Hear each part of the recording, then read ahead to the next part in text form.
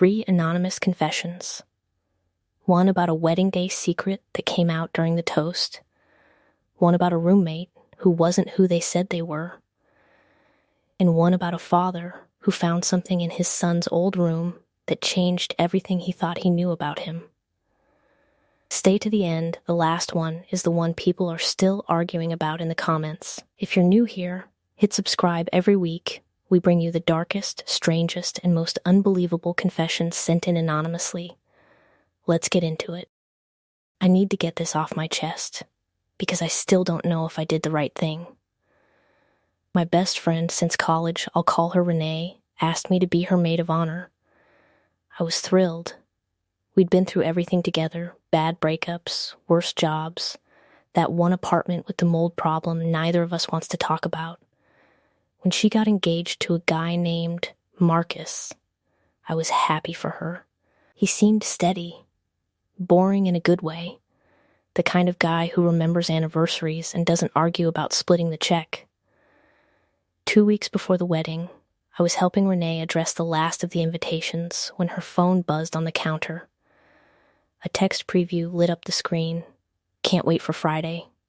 Don't tell R. I didn't mean to read it. I really didn't, but it was right there, and the R made my stomach drop. I told myself it was nothing. A work thing. A surprise party. I wanted so badly for it to be nothing. Friday came. Renee mentioned Marcus had a guy's night planned. I watched her say it like it was completely normal, and I said nothing. Because what was I supposed to say? Hey, I saw a text on your phone, and now I think your fiancé is cheating on you 6 days before your wedding? I didn't have proof. I had a screen glance and a bad feeling. So I did something I'm still not sure was smart. I followed him. I told Renee I had a work emergency and left her apartment. I sat outside Marcus's building until he came out, dressed nicer than a guy's night usually calls for. I followed his car badly. I've never followed anyone in my life. I almost rear-ended someone at a red light to a restaurant downtown. Through the window, I watched him meet a woman. They hugged like people who already know each other's bodies. They sat close. He held her hand across the table. I sat in my car for 20 minutes, just shaking. Then I called Renee. I didn't tell her over the phone. I said I needed to see her right now, that it couldn't wait. I drove to her place, with my hands still trembling on the wheel. When I got there, I showed her the photos I'd taken through the restaurant window.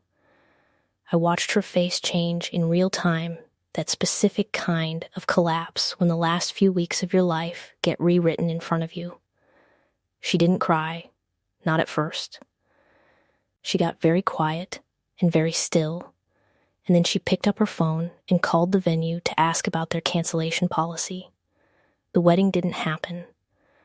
Marcus tried to explain it was one last thing before settling down, like that made it better instead of so much worse. Renee blocked him within the hour. Here's the part I still lose sleep over. Some of our mutual friends think I overstepped, that it wasn't my business to follow him, that I should have just told her what I saw on the phone and let her decide what to do with it. Maybe they're right. Maybe I turned a bad feeling into a full investigation because some part of me needed to be the one who found the truth. Renee still thanks me for it. She says I saved her from a marriage built on a lie, but some nights I think about how easily I could have been wrong, how if that woman had turned out to be his sister or an old friend, I would have blown up her wedding based on a hunch and a bad feeling. I don't regret telling her what I saw. I just wonder sometimes what kind of person that made me. When I moved to a new city for work, I found a roommate through an app most people use for exactly this. Her name was Dana. At least that's the name on the lease. 26, worked in marketing, seemed normal in every way that mattered. Clean, quiet, paid rent on time. About 2 months in, small things started not adding up. She'd mentioned growing up in Ohio, but then referenced a childhood memory that only made sense if she'd grown up somewhere coastal. She said she went to a state school, but I once saw a diploma-shaped frame in her room, face down, like she'd meant to hide it. When I asked what school it was, she changed the subject so fast I actually laughed, thinking she was joking. She wasn't joking. I found out the truth by accident. A guy showed up at our door one afternoon looking for someone named Melissa. Dana answered, and I watched her go pale before telling him he had the wrong apartment and shutting the door in his face. I asked her about it. She said he was confused. Some ex-boyfriend's friend who'd gotten the address wrong. I let it go for another few weeks, because what was I going to do? Demand to see her birth certificate? But then her mail started arriving under a different name. Not a lot, just a couple of things. A magazine renewal, a bank statement corner visible through the envelope window. Both said Melissa. I finally asked her straight out one night in the kitchen. I said, "Is your name actually Dana?" She didn't lie again. She told me her real name was Melissa, and that she'd left her old life, old city, old friends, an ex who wouldn't stop showing up places he wasn't invited, and rebuilt herself under a new name, because it was the only way she could feel safe. She hadn't broken any laws. She'd just quietly become someone else on paper for everything that didn't legally require her real name, and used her actual name for anything official, like the lease. I sat with that for a long time. Part of me was relieved it wasn't something worse. Part of me still felt strange living with someone who'd been performing an entire identity in front of me for 2 months. She apologized for lying, said she'd tell me the whole story if I wanted it, and that she understood if I wanted her to move out. I didn't ask her to leave. We're still roommates. I know her real name now, know a little about why she needed the other one. I don't know the whole story, and I've stopped asking for it. Some people are running from things that are none of my business, and I've decided that's allowed. But I still think about that guy at the door sometimes, and whether Dana Melissa really is safe now, or whether she's just gotten better at looking like she is. My son moved out 3 years ago. Good job, serious girlfriend. The kind of adult life I used to worry he'd never manage. Last month, my wife and I finally got around to converting his old bedroom into a home office, which mostly meant clearing out the closet he never fully emptied when he left. Behind a stack of old textbooks, I found a shoebox. Inside were folded letters, maybe 15 of them, all in the same handwriting, none of them his.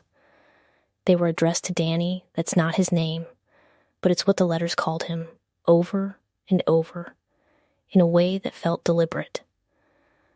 The letters talked about a version of his childhood I didn't recognize, a different house, a different school, a sister mentioned by name that he doesn't have. I sat on the floor of that room for an hour, trying to make sense of it.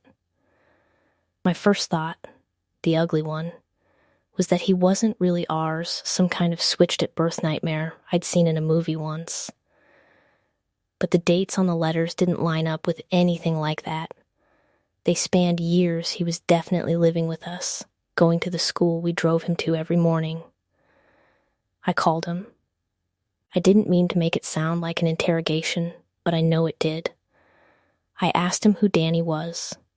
There was a long silence, and then he told me something I still haven't fully processed. In high school, he'd had a pen pal program through a community mentorship group. Kids from difficult situations were paired with volunteer big siblings who wrote to them under assigned names for privacy reasons. My son had been the one writing the letters, not receiving them. Danny was a kid he mentored for 2 years, a kid living the childhood described in those pages, different house, different school, a sister he was trying to protect. My son had kept the drafts of every letter he wrote back, because writing to Danny was, in his words, the first time I felt like I was actually good for something. He'd never told us because the program was confidential, and because at 17 it felt too private, too much like something that would turn into a whole conversation with his parents about his feelings. Which, fair, I probably would have made it that. I felt relief so sharp it almost knocked me over, followed immediately by a different kind of ache. 3 years of assuming I knew everything important about my own kid, and there was this entire chapter of who he was that I'd never even glimpsed. He's coming over this weekend. He said he'd tell me more about Danny if I wanted to hear it. I do. I think I've been ready to know my son a little better for longer than I realized.